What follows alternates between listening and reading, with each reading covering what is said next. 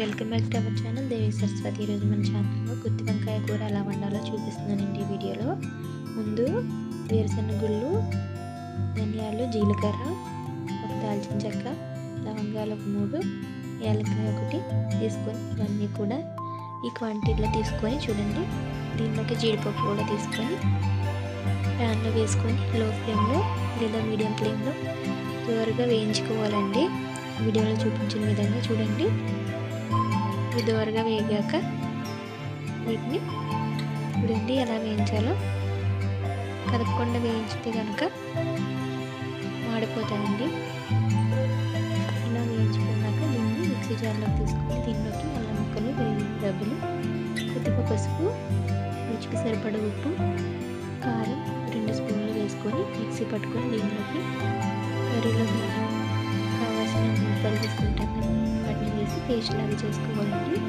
చేసుకున్నాక మనం వంకాయలు తీసుకొని ఇలా 2 ఘాట్లు పెట్టుకొని నీళ్ళలోకి వేసుకోవాలండి. వంకాయల్లో పుచ్చులు నీళ్ళు చూసుకొని వేసుకోవాలండి. చూడండి, ఇప్పుడు మనం తయారు చేసిన పేస్ట్ని ఈ విధంగా మొత్తం అన్నిటికి పట్టించేయాలండి.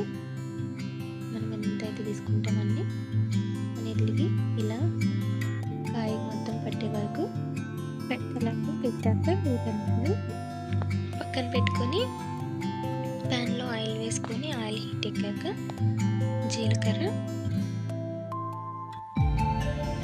ఆవాలు, దీనిలోకి 3-4 ఎండుమిర్చి రబ్బలు,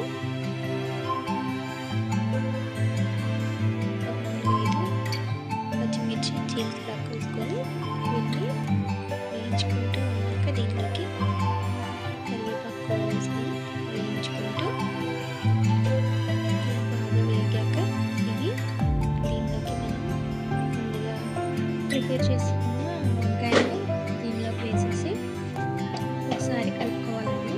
చూడండి, కలుపుకొని చూడండి ఒక 2-3 టైమ్స్ ఇట్లా కలిపేసి మూత పెట్టేసి బాగా మగ్గనివ్వాలండి. చూడండి, ఈ పేస్ట్ ఉంది కదా, ఇది ఒకసారి మగ్గనిచ్చాక అప్పుడు వేసుకోవాలండి. లేదంటే కొద్దిగా వేసుకొని కొద్దిగా ఉడికించాక మిగతాది వేసుకొని కూడా బాగానే ఉంటుందండి. చూడండి, ఇప్పుడు మొత్తం రిమైనింగ్ పేస్ట్ అంతా కూడా వేసేస్తున్నాను. వేసేసి బాగా కలుపుకోవాలండి, వేయించుకోవాలండి నూనెలో. చూడండి,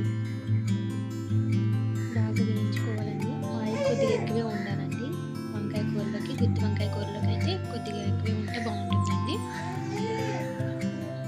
చూడండి, ఇలా కలిపేసుకున్నాక మళ్ళీ మూత పెట్టేసి ఉడికించుకోవాలండి. పచ్చివాసన పోయే వరకు, ఇంకా ఉప్పు కారం పెట్టే వరకు.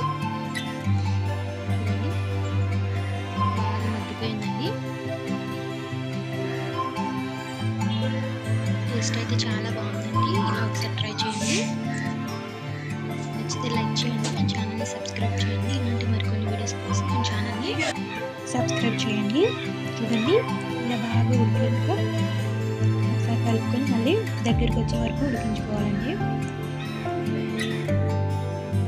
చూడండి, ఇలా వచ్చాక మళ్ళీ కొద్దిగా వాటర్ పోసి ముక్క ఉడికే వరకు ఉడికించుకోవాలి. చూడండి, కొద్దిగా వాటర్ పోయడం వల్ల ముక్కకి ఉప్పు కారం పడుతుందండి.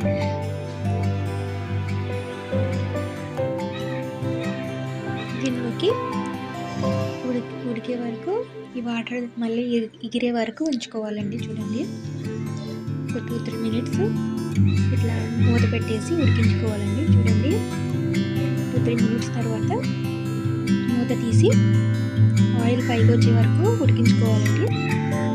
ఇలా ఉడికాక దీనిలోకి గరం మసాలా వేసుకోవాలండి. కొద్దిగా మీ టేస్ట్ అంటే కొద్దిగా ఘాటుగా తినే వాళ్ళైతే కొద్దిగా ఎక్కువ వేసుకోండి. చూడండి, ఎంత బాగా ఉడికిందో. గరం మసాలా వేసుకొని కలుపుకొని సర్వింగ్ బౌల్లోకి తీసుకొని సర్వ్ చేసుకుంటే గుత్తి వంకాయ కూర రెడీ అండి. చూడండి, దీనిలోకి ఫైనల్గా కొత్తిమీర కానీ కసూరి మేతి కానీ వేసుకోవాలండి. 2 వేసుకున్నా పర్వాలేదు. నేనైతే కసూరి మేతి వేసాను. కసూరి మేతి వేసి కలిపేసి సర్వింగ్ ప్లేట్లో తీసుకొని సర్వ్ చేసుకుంటే గుత్తి వంకాయ కర్రీ రెడీ. ఇలాంటి మరికొన్ని వీడియోస్ మన ఛానల్లో ఉన్నాయండి. ఒకసారి ఒకసారి విజిట్ చేయండి. నచ్చితే లైక్ చేయండి. మన ఛానల్ రెగ్యులర్గా